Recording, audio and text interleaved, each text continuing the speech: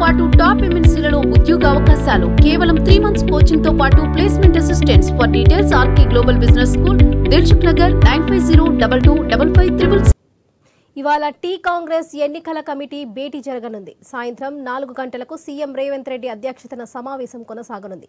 ఈ సమావేశానికి incharge Munshi, AICC treasurer Maken హాజరు కానున్నారు. లోక్సభ అభ్యర్థుల ఎంపిక, ఎన్నికల వ్యూహంపై చర్చించనున్నారు.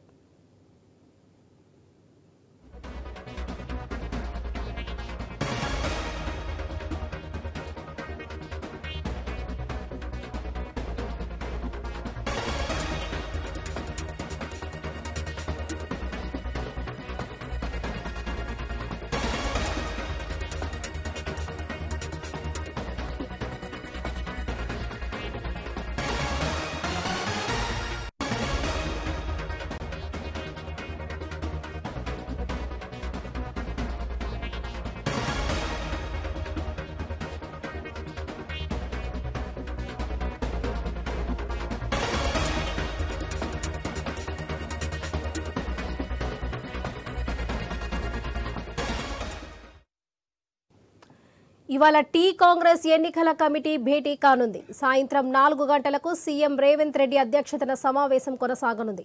ఈ సమావేశానికి incharge Munshi, AICC treasurer Maken హాజరు కానున్నారు. లోక్సభ అభ్యర్థుల ఎంపిక, ఎన్నికల వ్యూహంపై చర్చించనున్నారు. ఇక టీ కాంగ్రెస్ ఎన్నికల భేటీకి సంబంధించి మరిన్ని అప్డేట్స్ మా ప్రతినిధి స్పెషల్ కరెస్పాండెంట్ సునీల్ అందిస్తారు. చెప్పండి సునీల్. లోక్సభ ఎన్నికలు సమీపిస్తున్న వేళ కాంగ్రెస్ పార్టీ అభ్యర్థులపై ఎంపికపై సీరియస్ గా దృష్టి సారించింది. ఇప్పటికే ఒకసారి సమావేశమైనటువంటి ఎన్నికల కమిటీ అభ్యర్థులకు సంబంధించిన దరఖాస్తులన్నిటిని కూడా పరిశీలించిన తర్వాత ప్రతి నియోజకవర్గానికి సంబంధించి 3 నుంచి 5 అభ్యర్థుల ఎంపిక చేసి స్క్రీనింగ్ కమిటీలో చర్చించాలని చెప్పేసి నిర్ణయించింది. ఆ మేరకు ఈ రోజు సాయంత్రం గాంధీ భవన్ లో తెలంగాణ ఎన్నికల కమిటీ సమావేశం కాబోతుంది. ఈ సమావేశంలో అభ్యర్థుల ఎంపికకు సంబంధించి సీరియస్ గా ఫోకస్ పెట్టే అవకాశాలు అయితే ఉన్నాయి.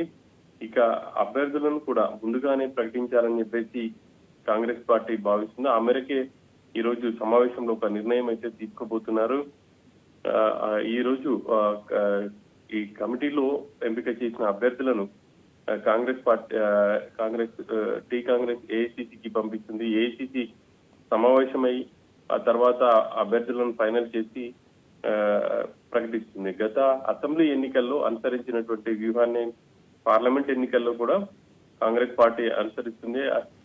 అసెంబ్లీ ఎన్నికల్లో మొదట గాంధీ భవన్ లో ఆయా నియోజకవర్గాల నుంచి అభ్యర్థుల ఎవరైతే ఉన్నారో పోటీ చేయడానికి ఆసక్తి ఉన్నటువంటి అభ్యర్థుల నుంచి దరఖాస్తులు తీసుకున్నారు. ఆ తర్వాత ఎన్నికల కమిటీలో చర్చించారు. ప్రతి నియోజకవర్గానికి సంబంధించి అక్కడ ఉన్నటువంటి కాంపిటీషన్ బట్టి ఒకవేళ 10 మంది అభ్యర్థులు ఉంటే దాంట్లో ఎవరు అర్హులు అంటే ముఖ్యంగా పార్టీ కోసం పనిచేసే వాళ్ళు కావచ్చు, ఫైనాన్షియల్ గా మిగతా అన్ని రకాలుగా పార్టీకి ఉపయోగపడే వ్యక్తులను ఎంపిక చేశారు. ఈసారి కూడా అసెంబ్లీ ఎన్నికల్లో అనుసరించినటువంటి వ్యూహాన్ని అభ్యర్థుల ఎంపికలో కాంగ్రెస్ పార్టీ అనుసరిస్తుంది. అందులో భాగంగానే ఈ రోజు ఎన్నికల కమిటీ సమావేశమై అభ్యర్థుల ఎంపికకు సంబంధించి ఈ రోజు చర్చించబోతున్నారు. ఆ తర్వాత కేంద్ర ఎన్నికల కమిటీకి ఈ అభ్యర్థుల లిస్టును పంపిస్తుంది. దాదాపు కేంద్ర ఎన్నికల కమిటీకి అభ్యర్థుల జాబితా వెళ్ళిందంటే ఒకరు లేదా 2 అభ్యర్థులను మాత్రమే కేంద్ర ఎన్నికల కమిటీకి కాంగ్రెస్ పార్టీ పంపిస్తుంది. ఆ తర్వాత ఏఐసీసీ అభ్యర్థులను అయితే ప్రకటించే అవకాశాలు ఉంటుంది. ముఖ్యంగా ఇక రాబోయే రోజుల్లో పూర్తి స్థాయిలో క్షేత్రస్థాయిలోకి వెళ్లి ప్రచారాన్ని నిర్వహించాలి. కాంగ్రెస్ పార్టీ అధికారంలోకి వచ్చిన తర్వాత 6 గ్యారంటీ హామీలను అమలు చేస్తామని చెప్పేసి ప్రకటించింది. ఆ మేరకు ఇప్పటికే కొన్ని గ్యారంటీలను ప్రకటించింది.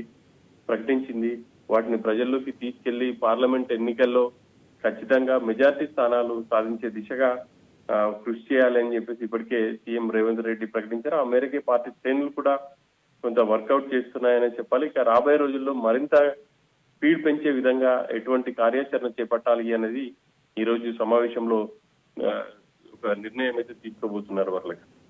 Right Sunil, thank you.